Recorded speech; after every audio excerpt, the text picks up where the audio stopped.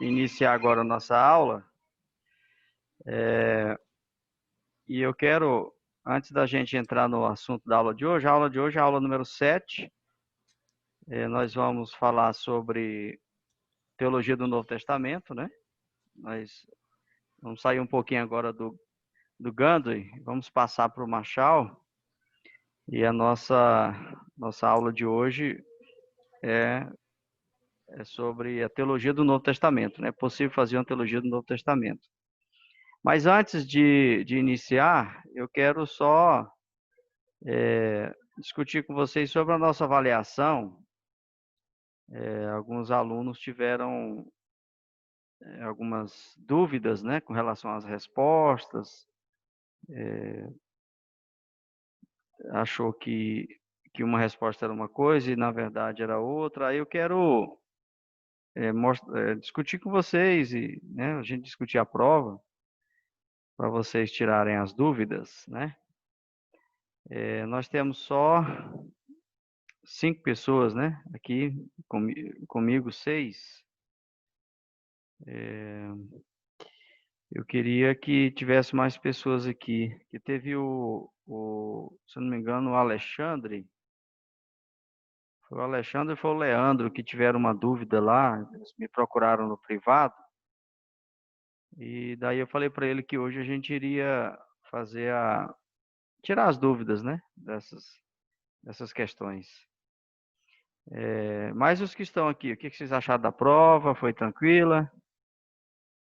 O Kaique também teve uma duvidazinha, né, Kaique? Sim, sim. Eu gostei, só essa questão que eu fiquei na dúvida lá. Aham. Eu Mas acho que ficou bacana. tentei fazer uma prova bem mais tranquila, né? Só de marcar mesmo a correta, de Uhum. relacionar as colunas, só com uma questão dissertativa mesmo, só para quebrar o gelo, né? Achei a prova tranquila, professor. Não foi tão difícil, não. Aham. Eu vou começar aqui. Se os colegas chegarem, eles vão pegar o bonde andando. Eu vou compartilhar aqui a tela para a gente dar uma olhada na nossa avaliação um instante. Eu estou com ela aqui aberta. Vocês estão conseguindo ver essa tela aqui? Tá, né? Beleza, Sim. então aqui a nossa avaliação, né? Eu escrevi ela aqui como nesse editor de texto, para ficar mais fácil para a gente discutir. Que lá na plataforma, depois que fecha, não consegue abrir mais a prova, né? Mas eu já tinha salvo ela Professor, aqui. Ah, o que eu estou vendo é o PDF de como fazer uma teologia do Novo Testamento. é? É. Então, peraí. Deixa eu ver como é que eu faço aqui, então. Um instante. E agora? Isso, agora sim. Uhum. Tá. Então, tá. Então, olha só. Aqui é a nossa avaliação N1, né? E aí nós vamos acompanhar aqui, ó. A primeira questão, nós falamos sobre a cultura grega, né? Nós colocamos um texto aqui do Gandhi, falando da cultura e tal. E a pergunta aqui, a questão dessa prova é: com a morte de Alexandre Magno, né, o Alexandre o Grande, aos 33 anos de idade, seu reino não subsistiu e acabou se dividindo em 4 partes, né? Porque ele tinha 4 generais. Uma para cada um de seus generais. Duas destas partes, né, que é das 4, sob o comando de 2 generais, influenciaram no desenvolvimento do Novo Testamento. Aí eu coloquei aqui, ó, qual o nome destes generais. O Gandhi vai trazer só 2, né? Se vocês olharem lá no texto, o Gandhi vai trazer só os 2, que foi o Ptolomeu e o Seleuco, né? Apesar que aqui está o nome dos 4. Está o Lisímaco, está o Cassandro, né? Só que eu coloquei em ordem aqui, ó, misturei alguns aqui, para vocês, para dificultar um pouquinho, não ficar tão fácil. Mas a resposta é essa aqui, ó, Ptolomeu e Seleuco, né, que são os 2 generais. Alguma dúvida? Não. Não, Não, né? não. Então, beleza. Quem mais está comigo aqui? Deixa eu ver. Tem o Renan, o Natan, o Leilson. Professor, foi tranquilo. Eu acho que essa daí era a mais fácil que tinha. Ninguém errou isso aí, não. É mais fácil, né? Vamos para 2. A 2 é o seguinte. Vai falar de Roma, né? Agora nós saímos do Império Grego, aí nós vamos agora falar do Império Romano, né? Aí, sobre o Império Romano, o que aconteceu? Aí o enunciado diz o seguinte: Roma passou de um período de expansão territorial para outro, que foi um período de paz, né? O que se tornou conhecido como Pax Romana. A província da Judéia interrompeu essa tranquilidade mediante grandes revoltas que os romanos esmagaram nos anos 70 e 135. A que facilitou a unidade prevalente e a estabilidade política do mundo civilizado sob a hegemonia de Roma. Então, o que eu estou querendo saber é o que a unidade, a estabilidade e a paz facilitou. Facilitou a quê? Aí nós temos aqui as opções, né? Então, a primeira opção aqui é a correta. Todos esses pontos que eu falei facilitaram para a propagação do cristianismo quando de seu aparecimento. Lá fala que o cristianismo foi beneficiado, né, de certa forma, com essa paz, com essa unidade, com a estabilidade política, né, do mundo romano, né? Do mundo romano. Então a resposta é essa aí, só uma que é correta, né? Então eu já coloquei lá, escolha a resposta correta. Então, a letra A, certo? A terceira questão fala aqui fala da filosofia, né?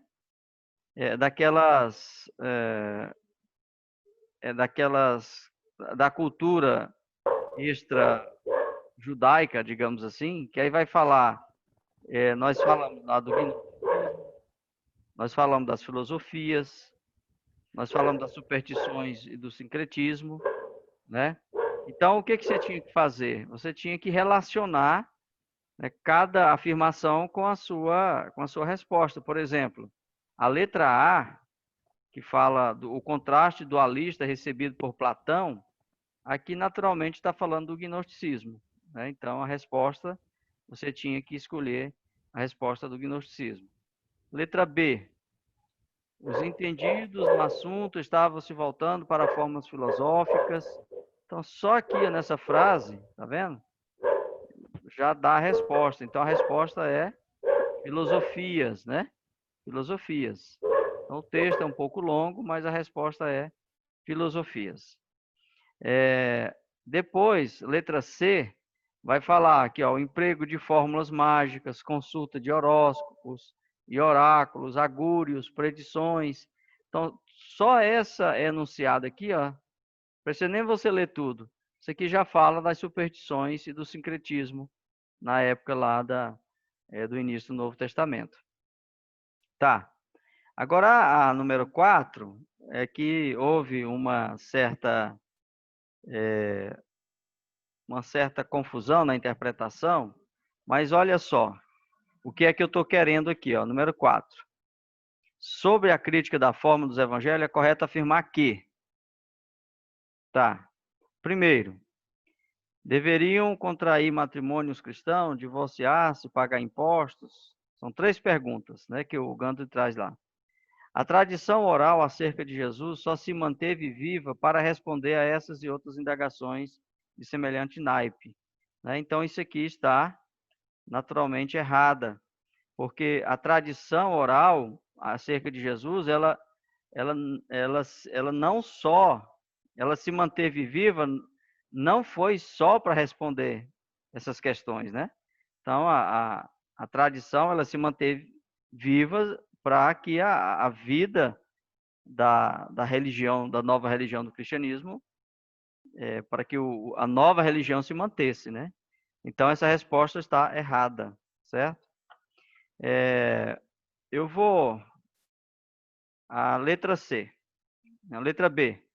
Nas primeiras décadas do século XX, pois a erudição alemã se encarregou da ambiciosa tarefa de inferir, mediante análise literária, dos evangelhos, como seria a tradição oral concernente a Jesus, antes da mesma haver assumido forma escrita. Então, essa aqui é a correta. Então, a tradição, né? A erudição alemã, que está falando dos teólogos alemães, né? Desculpa, eles tentaram fazer isso aqui, né? Que é uma tarefa ambiciosa e um desafio de analisar os evangelhos antes da escrita. É isso que eles queriam fazer, antes do evangelho ser escrito. Como que o evangelho chegou até a forma escrita. Letra C. Os críticos da forma procuram determinar a natureza e o conteúdo da tradição escrita, classificando as unidades individuais do material escrito dos evangelhos, de conformidade com a forma literária e o uso comum na igreja primitiva. As categorias comuns são, aí tem aqui as categorias, né, até a quinta categoria. Então, por que essa resposta está errada? Porque os críticos da forma, eles não procuram determinar a natureza e o conteúdo da tradição escrita. Pelo contrário, eles querem negar essa tradição, né? A tradição escrita, eles querem negar. Então, a resposta está errada. Kaique, qual foi dessas que você se confundiu? Foi nessa daí mesmo que eu tinha colocado. Foi nessa, né? Então, olha só. Eu vou ver se eu consigo acessar aqui o material escrito, o texto, só para a gente ver como que o Gandhi... Só um instante. Deixa eu Tudo bem. Professor, eu caí nessa mesminha que o Kaique caiu. Ó, Kaique, não foi só tu, Foi, não. né? Mas vamos lá. Vamos ver por que vocês caíram. 3. Vamos abrir aqui. Eu vou abrir o texto. Vocês estão acompanhando a tela? A tela tá... Vocês estão acompanhando aqui? Tá acompanhando, professor. Tá, então deixa eu abrir aqui o texto do Gandhi. Inclusive, eu baseei toda a prova nesse texto, que é o texto que vocês têm. Eu não baseei no livro que eu tenho, porque o livro que eu tenho é outra versão, entendeu? Então, eu fiquei com essa versão aqui. Deixa eu só ele carregar um pouco aqui. Eu fiquei com essa versão, que é a versão mais antiga, exatamente para não trazer nenhuma divergência com vocês. Então, vamos lá na crítica da forma. Aqui, ó, tem as filosofias, o gnosticismo. Aí aqui vai falar um pouco do judaísmo. Né? Vamos ver aqui mais, os apócrifos. Vamos ver aqui. É sobre a vida de Jesus, né? É a crítica da forma lá. É o próximo capítulo. Aí o cânon, eu não falei nada sobre o cânon, vocês fizeram um trabalho. Agora vamos ver aqui. A minha aqui, professor, é 73, viu? Pois é, mas aqui não tem no PDF. Aqui, ó, crítica da forma dos evangelhos, né? Então tá aqui, ó, a tarefa, né? Vamos ver lá o enunciado. Enunciado. Foi a letra C, né? Os críticos da forma procuram determinar a natureza. Vamos ver se a gente localiza isso aqui. Letra C. Tal. Resultado. Eu podia ter marcado isso aqui. Aqui, ó. Os críticos da forma procuram determinar a natureza e o conteúdo da tradição oral, classificando as unidades individuais de materiais escritos dos evangelhos de conformidade com a forma literária e uso comum da igreja primitiva. Aí vem aqui... Entendido. A história da paixão... Tá. O problema está numa dessas... Vamos ver aqui. Os relatos de milagres como modelo para a atividade dos curadores cristãos. Vamos ver aqui.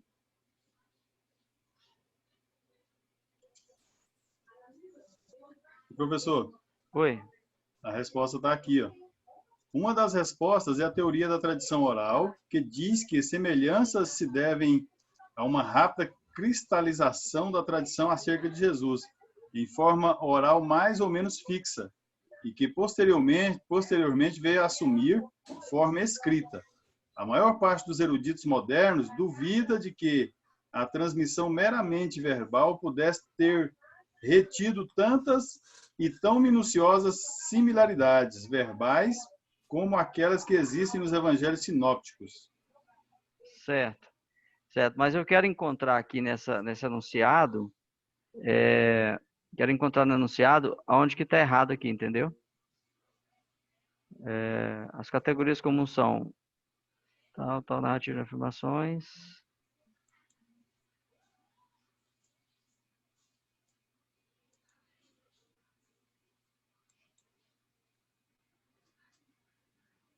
De primeira mão parece que está certa, né? O que eu fiz aqui? Era para estar errado isso aqui. Mais um ponto chegando pra gente. Mais um ponto chegando pra gente. Ô, professor, Ah, a resposta que eu coloquei nessa aí, na 4 aí, foi a letra A que eu coloquei. E lá na prova deu certo. pois a letra A está como certa. Eu quero saber por que essa letra aqui tá errada, entendeu?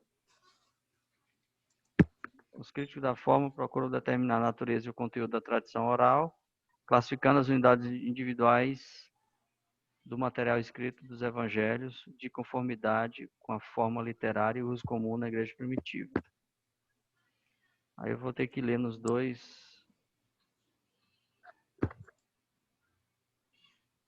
Ah, tá aqui, ó. Aqui, Kaique, ó. Na verdade, eles Isso, procuram professor, determinar, aqui, ó. Eles procuram escrita. determinar o conteúdo da tradição. Tradução escrita, no caso é oral, né? Aqui É oral. é da tradição oral, entendeu? Uhum. E lá eu coloquei escrita. Então, eles procuram determinar, é quase igual a resposta 1. Olha aqui, ó. Aqui Não, onde eu ele vou fala pegar aqui daquela tarefa deles lá, que a tarefa era... Vamos ver onde é que eu coloquei aqui. Nós vimos aqui que a tarefa deles era fazer uma... deveriam contrair matrimônio... Aqui, ó. A tarefa deles era inferir, mediante análise dos evangelhos, como seria a tradição oral, tá vendo? Então aqui tem a tradição oral e aqui eu coloquei tradição escrita. Porque, na verdade, eles rejeitavam a tradição escrita e davam mais valor na tradição oral, porque eles queriam descobrir como que o evangelho era antes de ser escrito. Então essa era a tarefa Entendido. dos teólogos. Tá, e a Professor, então minha letra nota lá D... tá errada. Hã? Minha nota lá tá errada, então, tá? Não, a letra A tá correta. Não, mas a minha nota lá, eu tirei Desculpa, a 3,8 letra lá. B. Você tirou Só quanto? que 3,8, eu errei só uma. Você errou uma? Isso, eu errei só uma, tem 5 perguntas.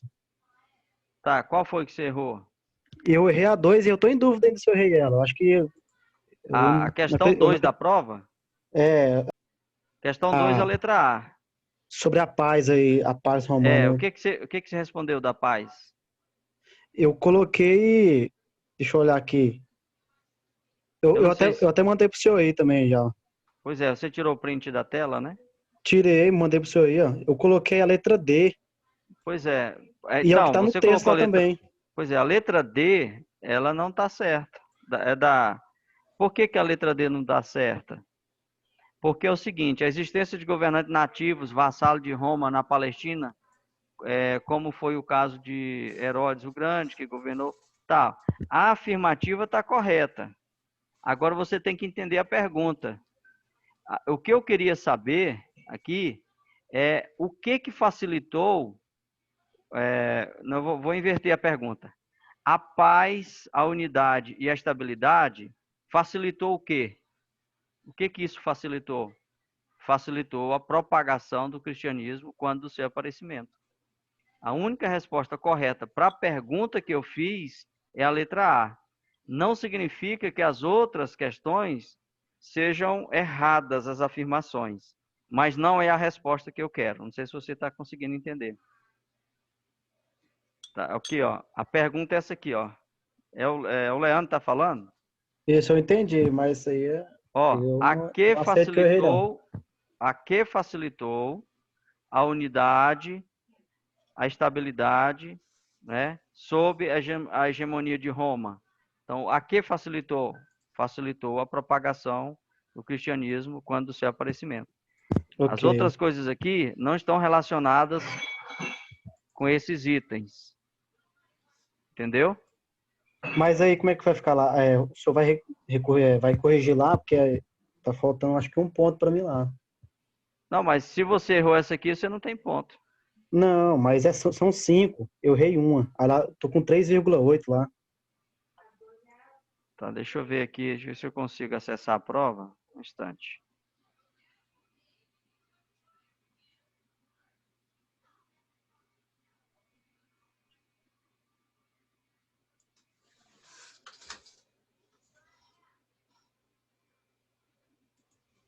É o Leandro, né?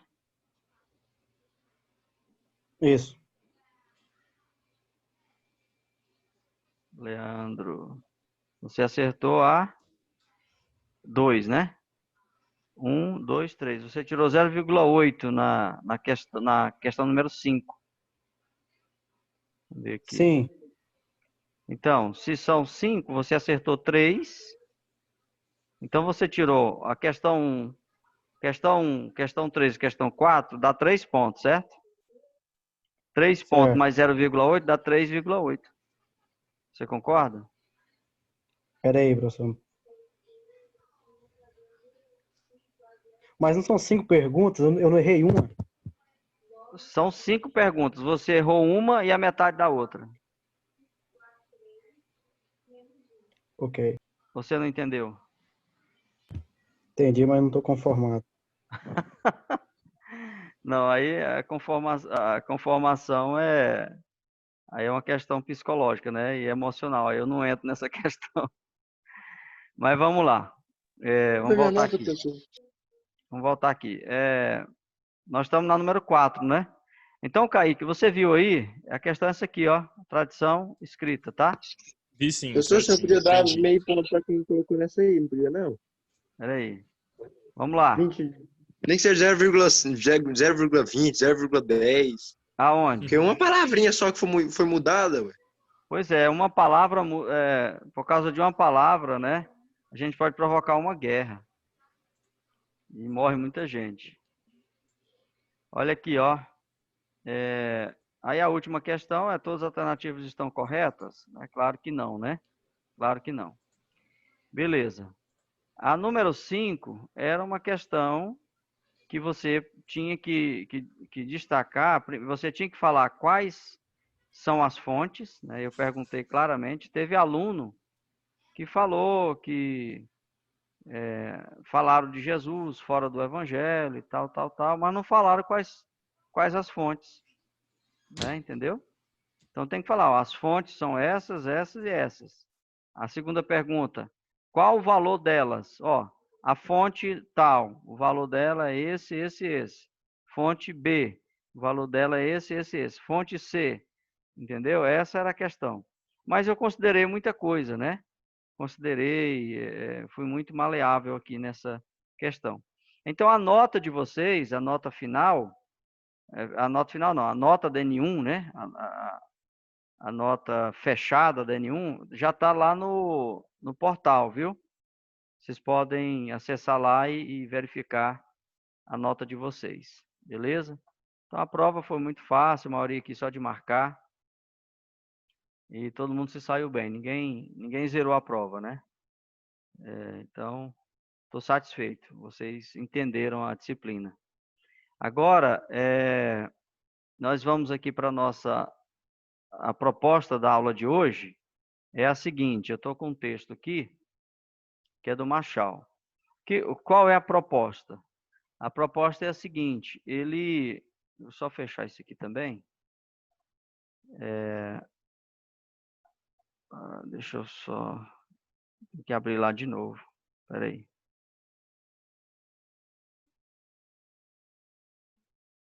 Então é isso aqui, ó. Esse aqui é o nosso texto, tá? Esse aqui é o nosso texto. Tá, então, qual é a proposta de hoje? Como fazer uma teologia do Novo Testamento, né? Isso aqui eu publiquei lá o PDF, né, desse capítulo, capítulo 1. Ele vai até a página, se não me engano, a página 45. Bem, ele vai tratar de alguns pontos, né? Ele vai trazer aqui uma crítica, né, do Heike Reisner. Ele vai trazer a crítica desse Reisner aqui, que o Reisner vai dizer que não é possível fazer uma teologia, escrever uma teologia, né, do Novo Testamento. E aí a nossa discussão é essa, né? É sobre a legitimidade, né, que o Machado vai falar aqui, ó, legitimidade e a possibilidade de uma teologia. Seria possível, né? Uma teologia? O Novo Testamento tem legitimidade para uma teologia, né? Então é isso. Nessas páginas aí que a gente tem, essas 30 páginas mais ou menos, ele vai falar sobre isso, né? Sobre essa possibilidade, ele vai trazer aqui os argumentos a favor, os argumentos contra, né, essa possibilidade. Bem, o que a gente vai fazer agora? Agora são 8h30, né? 8h30, 20h30. Todos vocês têm acesso a esse material, né? Eu percebi que o Kaique mandou aqui no grupo esse material do PDF, certo? Vocês estão vendo a tela aqui do WhatsApp ou não? Não, Tá não, né? Espera aí. mas tá lá. E agora? Sim, sim. Tá, então tá aqui, ó. O Kaique postou aqui. Então, o que é que nós vamos fazer?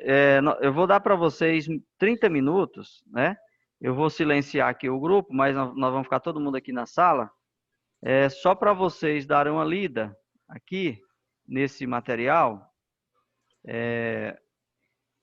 Primeiro, eu quero só discutir aqui o comecinho da discussão, apresentar para vocês trazer para nós aí os argumentos. Aqui, ó.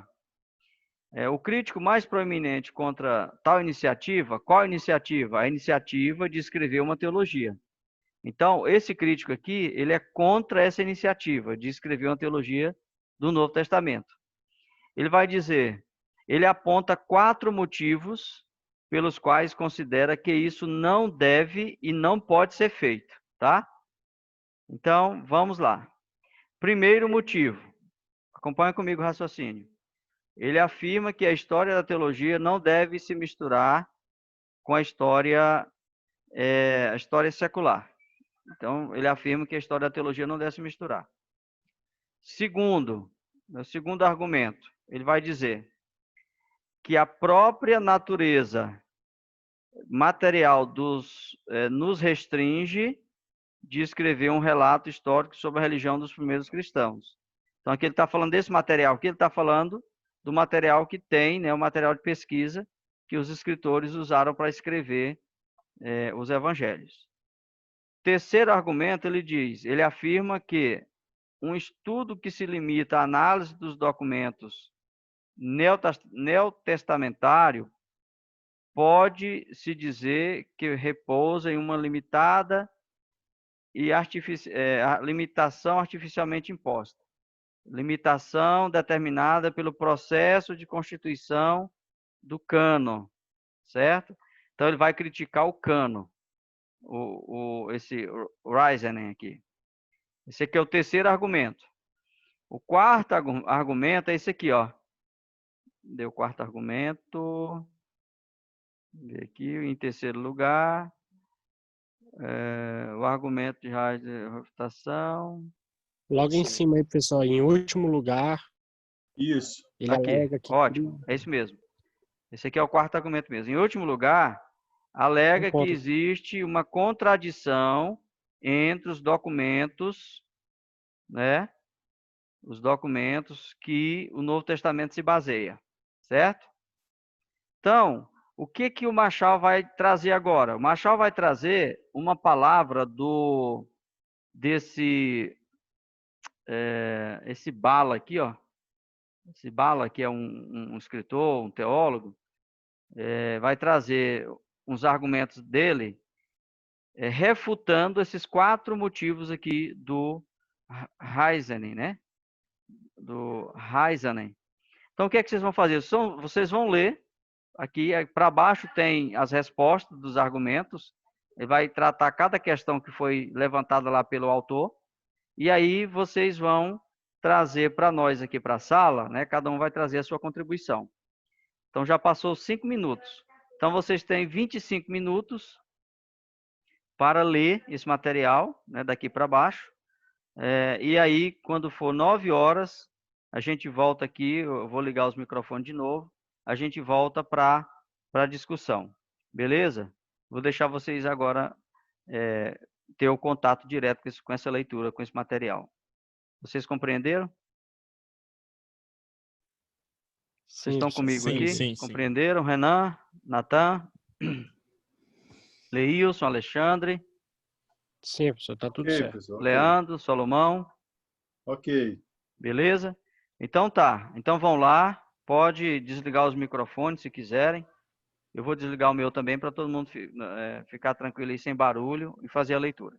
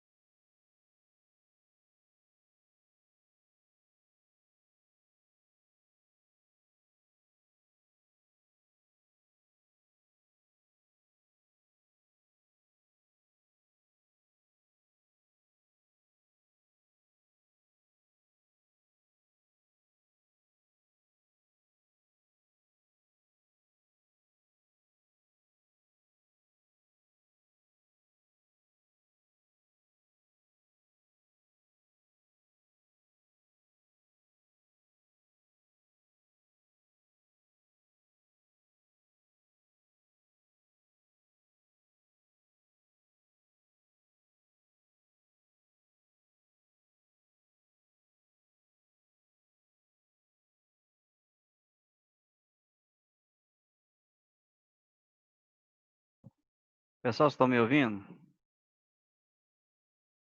Sim, Então, vamos estamos. fazer o seguinte, para a leitura não ficar muito extensa, vamos até a página 31, onde ele encerra sobre organizando o material, tá? Vocês compreenderam? Sim. Até a página Ok. 31. Então, nós vamos começar da página...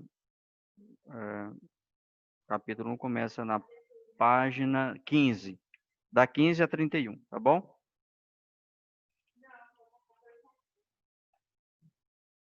Pode pegar firme aí.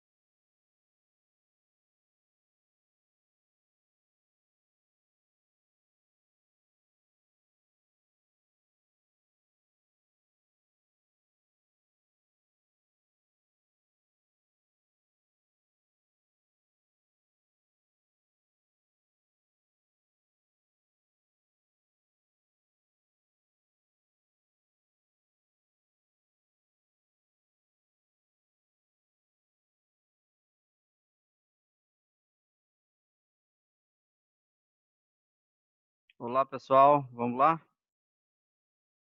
Vocês ainda estão aí comigo? Já Estamos aqui. saiu É, todo mundo? estou, né? Todo mundo caladinho? Você E estava lendo mesmo ou estava assistindo Netflix? Eu li até a 22. Beleza. Pessoal, é o tá bom, nós seguinte. estamos no mesmo barco, viu, Alexandre? Qual é a Nossa página? leitura, né? Muito fácil, não. Até a Só até a 22. 22. É muito densa a leitura, professor. Estou na 25. É o seguinte, esse autor, você percebe que ele é bom de argumento, né? Ele vai tratando do assunto e vai aprofundando e vai... um assunto vai, né, puxando o outro e tal. Então, eu achei muito interessante o Machado, pela forma dele tratar, porque aqui ele está tratando bem do problema mesmo da teologia do Novo Testamento, né? A proposta dele é essa, né? A possibilidade de uma teologia. Existe essa possibilidade, então ele vai trabalhar com os críticos, né? Vai trabalhar com as objeções, vai apontar, vai destacar os pontos positivos, ponto negativo. Aqui ele fala muito de dificuldades, né? Quais as dificuldades, quais os problemas, né? Apontados. E é interessante. Mas do que vocês leram, o que vocês conseguem já, o que vocês já conseguiram internalizar, apreender do que ele falou aqui? Porque ele começa a discussão apresentando aqui o Heikki Raikkonen, esse crítico, né? Com seus quatro motivos que, segundo ele, segundo esses motivos apresentados, não existe possibilidade e não deve ser feita uma teologia do Novo Testamento. Então ele começa com essa crítica. Aí depois ele vai discorrer, pelo menos até a página 25, aliás, até a página 31, né, que eu falei para vocês. Pelo menos até aqui ele vai falando sobre esses quatro motivos do Rising. E vocês, o que vocês já conseguiram já absorver dessa leitura? Vocês leram pelo menos até a página 20, né? Já deu para ter Professor, uma noção. paz, pode falar? Pode. Então, eu tô aí com a maioria aí, né? Eu li até a página 22. Certo. E ler assim na correria é meio difícil de você assimilar todo o conteúdo e, né? É Uhum. melhor com calma e fazendo anotações. Mas, enfim, de priori, professor, a gente entende aí que ele apresenta, né, os quatro argumentos aí, como o senhor já falou, né, do crítico Raizan, sei lá. E Rising, aí né? ele discorre, explicando, né, os quatro motivos, mas o que me chama mais atenção é que logo após ele discorrer todos esses argumentos dele, ele vem então mostrar com fundamentos que é possível sim, né? Ele vem mostrar a questão do cano, né? Que é o terceiro argumento lá do Raizans, e depois ele vem com as questões relacionadas, né? As diversidades e a evolução do pensamento, que é o tratado do quarto objetivo dele, né? E ele aponta dificuldade dos livros que compõem o Novo Testamento. E assim, eu acho muito interessante a questão dele. Eu não me lembro a página, era para mim ter até separado, só que eu não separei, em que ele mostra uma. Peraí, deixa eu ver se eu acho aqui, porque eu. Enfim, ele mostra mais lá chegando já no 22 lá, ele mostra a análise do seu pensamento a respeito do que foi apresentado pelo autor aí, as suas críticas, né? Então, achei muito válido, né? Apesar de que não li com muita atenção, e aí espero que eu leia novamente para entender melhor. Não, beleza, beleza. Você pode fazer uma segunda leitura com mais calma, aí você vai. Porque assim, quando a gente lê um livro, a gente tem que e fazendo a conexão das ideias, né? Porque o autor, ele vai colocando a ideia e vai argumentando, vai discutindo e vai surgindo outras ideias, mas é interessante a gente fazer essa conexão do que ele está falando, né? Ele coloca os pontos, ele gosta muito de colocar uma ordem, né? Não sei se vocês perceberam. Primeiro lugar, segundo lugar, terceiro lugar, em seguida. Então, ele gosta sempre de trabalhar nessa Sim, essa ordem divisão, foi né? perceptível mesmo. Isso ajuda. Ajuda ou atrapalha, porque aí você tem que ir acompanhando o pensamento dele, porque senão depois você se perde. Você pode até pensar, aí agora, ele está falando de qual ideia, né? Em determinado ponto da leitura. Então, você tem que ter realmente uma leitura atenta para Eu você acho não interessante perder. Sim. a questão em que ele vem lá dizer o seguinte, que se você ler o Novo Testamento, tudo lá, como o Lucas vem dizer, né, os ensinamentos de Jesus, e se você ler tudo lá e tirar de lá aquele conteúdo, você não vai ter uma obra que a gente pode dizer de uma obra mesmo literária, né? Uma coisa assim de estudo, né? Você vai ter apanhados do material da Bíblia, né? Do Novo Testamento. Uhum. Mas e a questão também de relacionar teologia e a história, né? Que o autor primeiro lá, o crítico, vem dizer que não se deve, né? Ele vem dizer que se deve sim, porque é possível você fazer a comparação do histórico com o que é apresentado no Novo Testamento, né? Então, Uhum. essa, essa afirmação dele, conforme esses dois exemplos que eu dei, é muito válida, né, para a gente estar É. observando. É engraçado que, só para vocês terem uma ideia, o pessoal da teologia liberal tem essa tendência. Eles querem dividir a história bíblica da história real, né? Que eles falam que a história bíblica acontece paralela com a história real. Então, o que eles querem dizer? Que a história bíblica é uma história, não é uma história no mesmo grau, né, ou na mesma categoria da história secular, Eles mas é querem uma dizer que a história categoria bíblica é uma fantasia.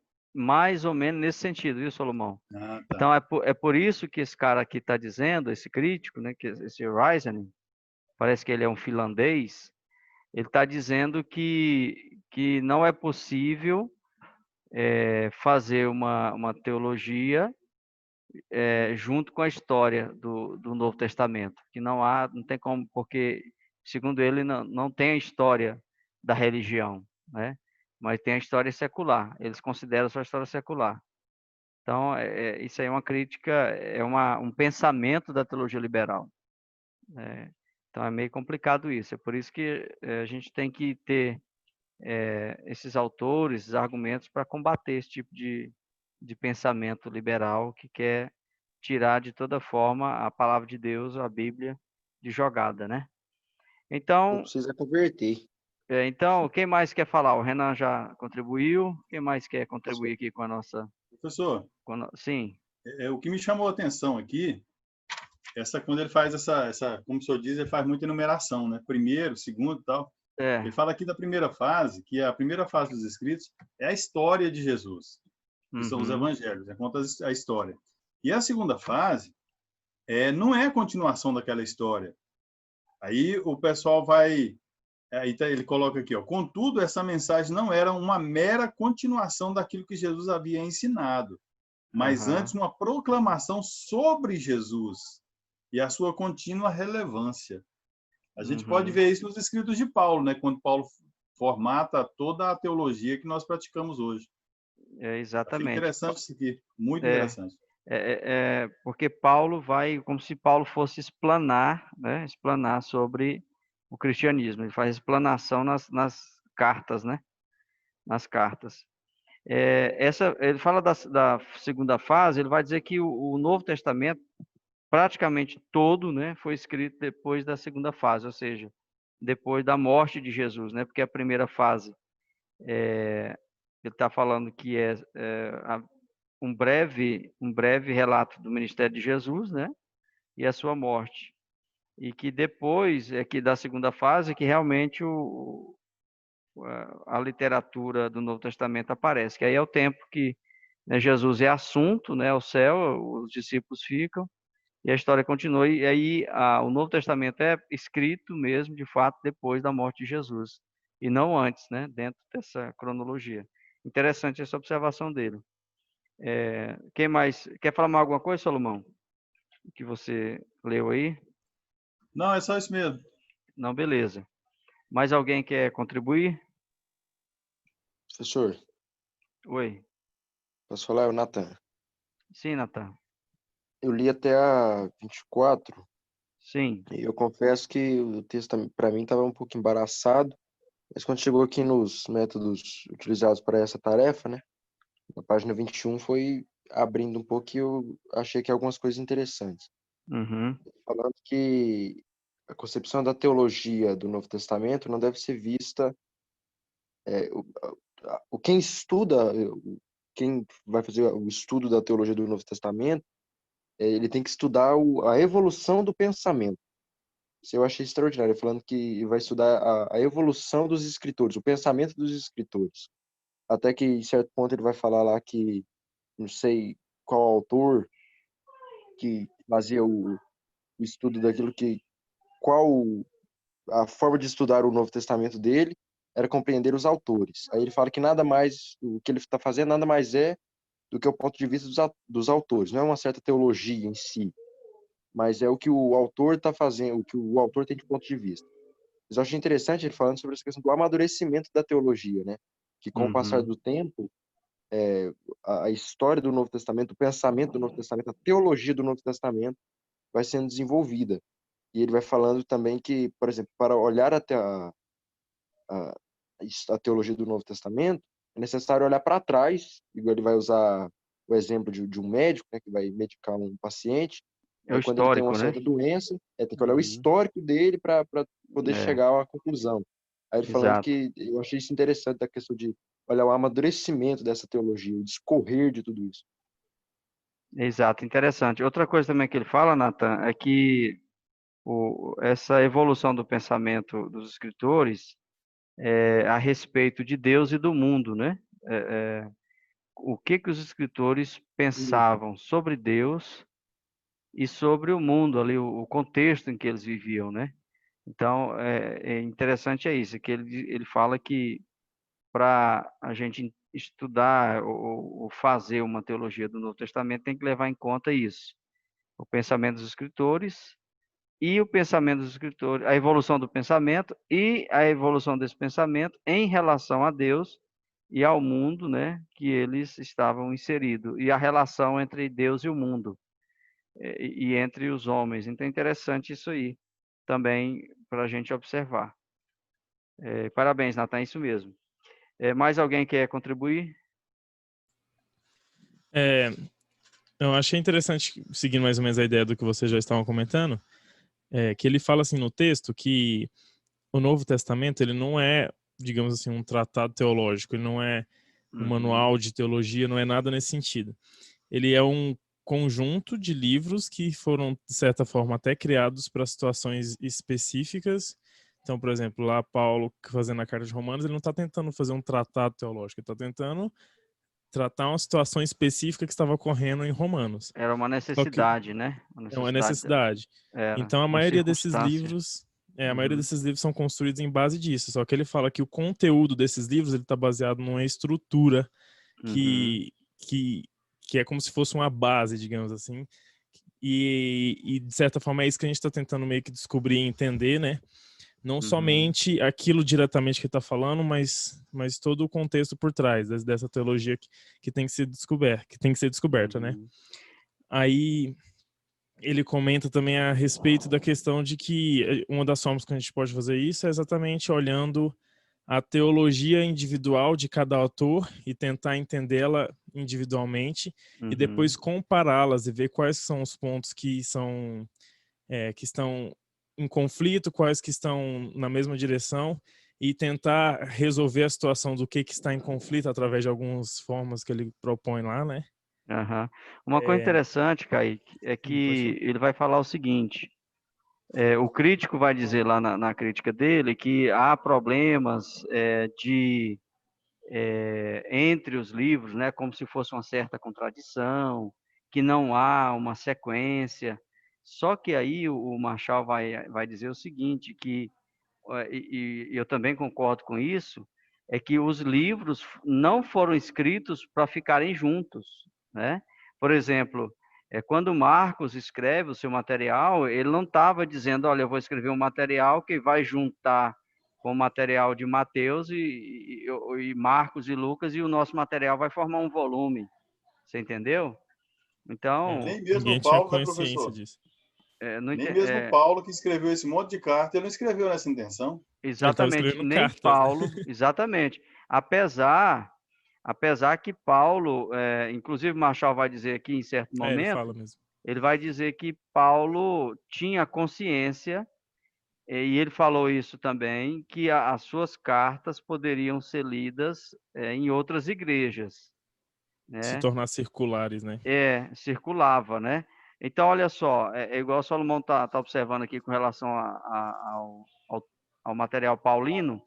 É interessante que esses livros, esses autores não escrevem, o Kaique aqui também apontou, eles escrevem para uma necessidade específica, eles escrevem para os seus leitores, e eles não tinham intenção nenhuma de juntar esse material e formar um único volume, para que isso desse sequência.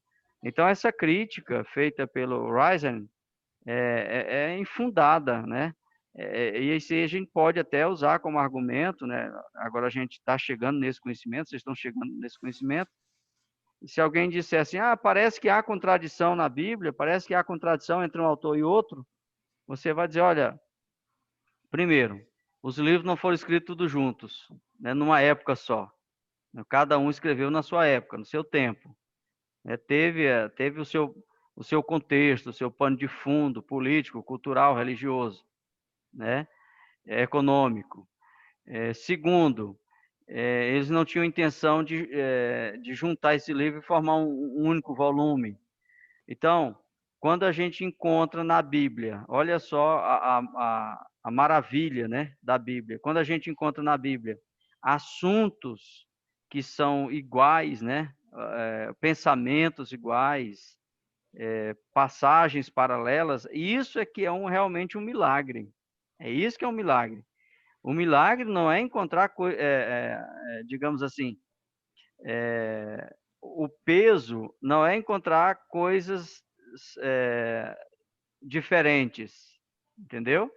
O milagre é encontrar coisas iguais, porque o natural era realmente que fosse diferente. Por exemplo, coloca aí hoje, né? Pega aí vários escritores hoje para escrever sobre, vamos colocar um assunto, né, um assunto padrão para cada um escrever. Se você juntar, você vai perceber que cada um vai ter uma cabeça, cada um vai ter um conceito, cada um vai ter uma sentença. E se você tentar achar unidade entre eles, e sem eles tiver, digamos que cada um viveu em época diferente, em país diferente, situações diferentes, você jamais vai encontrar unidade entre eles. Jamais, porque vieram de cabeça diferente, sentença diferente. Então, encontrar na Bíblia, encontrar nos escritos, né? Depois de juntos, encontrar neles assuntos paralelos, isso aqui realmente é um milagre. Isso aí a única explicação é essa, porque é de uma mente só planejou, projetou, né, toda a estrutura, todo o pensamento central das escrituras, né? Então, é interessante. Mais alguém quer contribuir? Um de cada vez para não dar problema.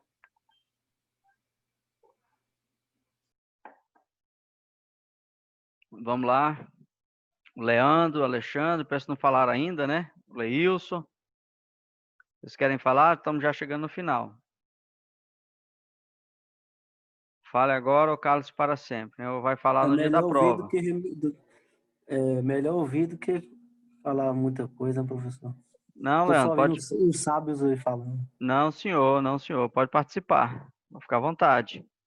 Estamos aqui, Ana, né, aprendendo junto, né? Discutindo, porque quando a gente discute, Leandra, é melhor, né?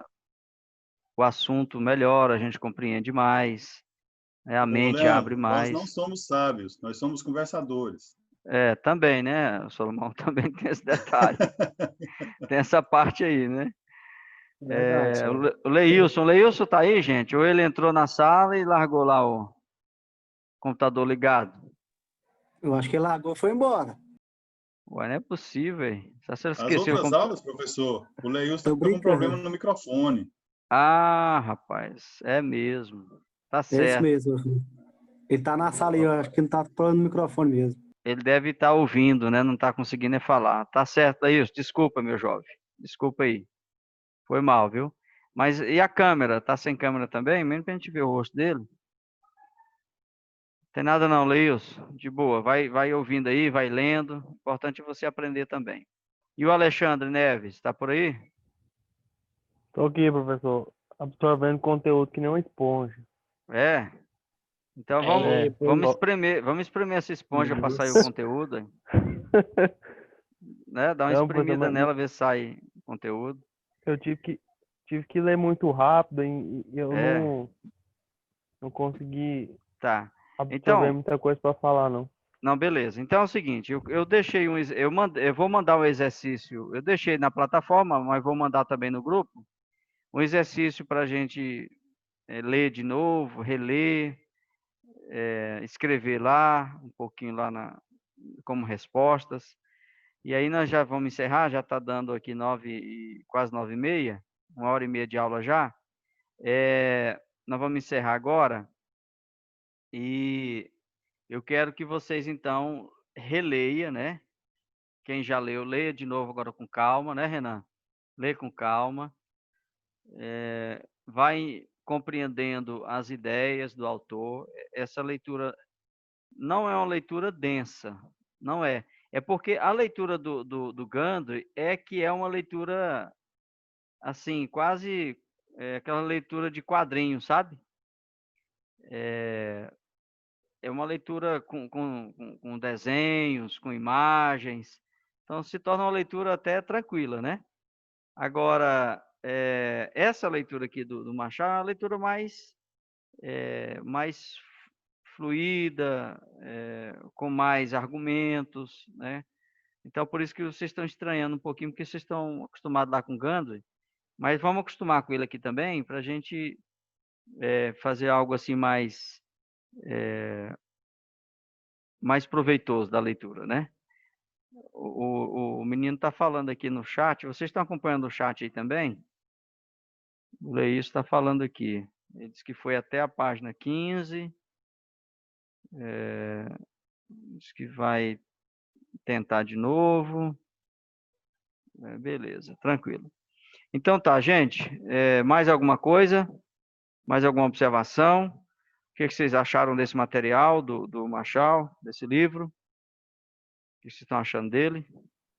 Professor, de início parece que ele é um livro bom, né? Um material muito bom. Ele é Apesar de que tranquilo. eu senti, o que o senhor falou aí, eu senti. O Gandhi é uma leitura muito boa, né? Uma leitura agradável, né? Você lê. E ele é muito simples, né? Ele traz ali a leitura para simplicidade, não usa muito. Ele resume, né? Ele é muito resumido, muito objetivo, né? Esse A aqui não, esse leitura aqui dele é é mais muito boa. argumentativo, né? Ele traz mais argumento, ele fala mais. Isso aqui é para ir, Exatamente. né, treinando a questão da interpretação dos argumentos. É bom para nós essa leitura aqui, é bom para nós. Outra coisa, Kaique, eu não sei se eu te falei, só para a gente terminar aqui, nós vamos fazer 4 trabalhos, né, para N2, que são, na verdade, são 5, são os 4 evangelhos e o livro de Atos. Nós falamos sobre isso, sobre as equipes? Ainda não. Não? Então, pessoal, é o seguinte, nós vamos precisar de 5 equipes. Pelo que eu estou vendo aqui, nós somos quantos? Somos 8 pessoas? 8 alunos? Aliás, tem 7, né, no caso. Tá, mas eu falo, estão todos aqui ou tem alguém de fora? Eu não lembro se o Maurício tá nessa turma. O Maurício parece que ele não está acompanhando. Eu não vejo o Maurício desde o início, Ah, ok, né? Então. né? Eu não vi ele aqui na sala, não. Mais alguém se lembra assim que... O Aelson. Ah, é, o O Aelson não Aelson. veio hoje. Tá certo. O Aelson falou que ia na Lá igreja hoje. no grupo, professor, lá no grupo tem 12 participantes. Certo. E esses 12 estão nessa disciplina? Você sabe, Natan? Quer ver? Eu tava dando uma olhada ali, por exemplo. Eu olhei, aí tem o Aelson, né, que não tava aqui. O Ah, Júnior tá lá, só que ele não participou de nenhuma aula. Deixa eu é dar o uma olhadinha aqui. Serrano, É, né? ele não tá não, ele não tá não. Certo. O Tem o Oséias, né? Agamenon também, só que o Agamenon não tá. Certo. Tem o Oséias, né? Então, é o seguinte, digamos que a gente seja 8, né? 8 alunos. São cinco grupos, então não vai ter como ter mais de um, talvez vai ter só um grupo com 2 pessoas, né? Ou 2 grupos com 2, porque são os 4 evangelhos e o livro de Atos. Então, Kaique, eu vou pedir para você me ajudar, conversa entre os colegas aí, já começa a dividir sobre isso, porque aí nós já vamos caminhando para esse momento desse trabalho, Tudo bem, ok. tá? Aham. Que aí o que é o trabalho? A pessoa vai estudar, né, o material, as bibliografias e, por exemplo, quem ficar com o Evangelho de Mateus vai apresentar o Evangelho de Mateus segundo o que está em cada biografia, em cada texto. Aí quem ficar com Marcos, Lucas e assim sucessivamente. Aí nós, no plano de ensino, nós temos as datas dos seminários, né, que cada um vai apresentar o seu trabalho e vai ter a aula toda, né, ou pelo menos o tempo aí que precisar, e depois a gente faz uma consideração final. E no dia Ok. da N2, aí a pessoa tem que entregar o trabalho escrito, o trabalho formalizado dentro das normas da BNT. Porque antes da N2 é só apresentação, no dia da N2 vai entregar o trabalho escrito. No caso, nós vamos ver aqui se vai mandar por e-mail ou se entrega lá na secretaria da faculdade, o trabalho impresso. Beleza? Ok. Então tá bom. Aí você discute com os meninos aí quem vai ficar Ok. com o quê, né? Uhum. Com qual assunto, com qual matéria. E Vou aí, ficar com o de João. aí vocês podem usar os livros que nós temos aí. É o Gandhi, é o Machado, é o Halley, é o Carson, né? Vocês podem ficar à vontade com esse material aí e fazer a pesquisa do seu trabalho. Tudo bem. É até bom você comparar as biografias para você ver se há uma unidade de estrutura do que os autores falam, né? Se o que um autor fala sobre Mateus, o que o outro não fala, o que os dois falam a mesma coisa sobre Mateus. Qual a estrutura que cada autor vai usar para falar sobre aquele evangelho. É interessante você observar entre as biografias, entre as obras. Muito importante isso. Observar a estrutura que cada um usou para falar sobre sobre o assunto, né? No caso, sobre um livro que você vai estudar. Se for Mateus, Marcos, Lucas, João ou Atos. Então, pessoal, muito obrigado. Deus abençoe a todos. Espero que tenham aí uma ótima semana. Então, eu vou desligar agora, vamos terminar a aula. Dê uma lida Até a lá próxima. Leia de novo o texto aí com mais calma agora, para entender direitinho os argumentos, a linha de pensamento do autor, tá? E tenham todos uma ótima semana. Ok. Bye bye. Até mais. Vai com Deus.